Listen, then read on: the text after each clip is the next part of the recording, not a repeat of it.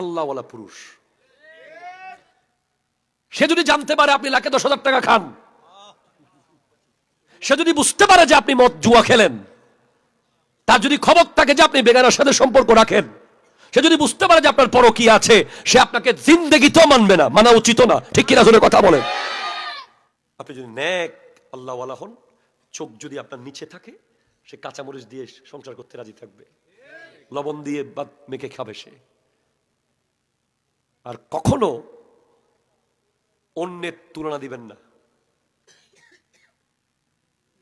কখনো বার্গেনিং এ যাবেন না, মানে তর্ক করার সুযোগ দিবেন না, তর্ক অ্যাভয়েড করবেন। তর্ক করতে পারলে মানুষ বন্ধু হয়ে যেতে চায়, সমান সমান হয়ে যেতে চায়।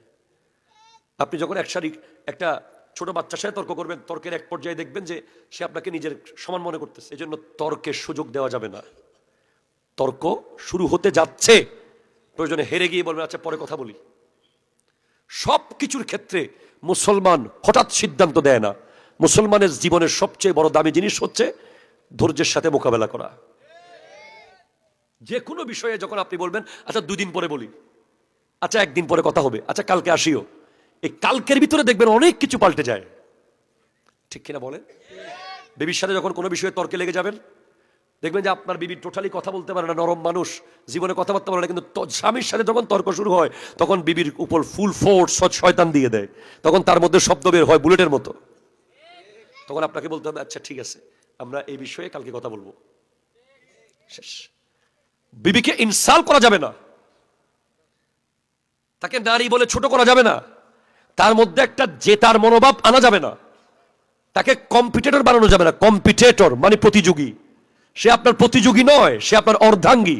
তোর বাপ বালা না আর বাপ বালা, তোর বাড়ি বালা না আরো বাড়ি সেরা, তোর বংশ সেরা না আরো বংশ সেরা, তোর হারি একখানা বেশ কবলি মতন, তোর মা বাপের রান্না বান্না শিখে। এই মা বাপ ধরে কথা, বংশ ধরে কথা, তার পরিবার নিয়ে কথা দরকার নেই। তার সাথে কোনো ধরনের প্রতিযোগিতায় যাওয়া যাবে না। সে আপনার প্রতিযোগী নয়, সে আপনার সহযোগী। ঠিক কিনা কথা চলে বলেন না? এখন অসংখ্য সংসার ভেঙে যায় স্ত্রীকে প্রতিযোগী মনে করে, আমাকে জিততেই হবে, আবার দৌড় দেয় ডাইনিং টেবিলে, কি হলি দি। ঠিক কিনা চলে বলেন? আবার রুমে গিয়ে 10 মিনিট বাথরুমে গিয়ে বাথরুমে কি ভাবছে, বাথরুম থেকে বের হয়ে আবার দৌড় দেয়, কি হলি দি তুই আরে। ঠিক কিনা বলেন? এই যদি হয় বিবি আপনাকে মানবে না। সবসময় মনে রাখবেন যে বিবি আপনার প্রতিযোগী নয়, বিবি আপনার সহযোগী।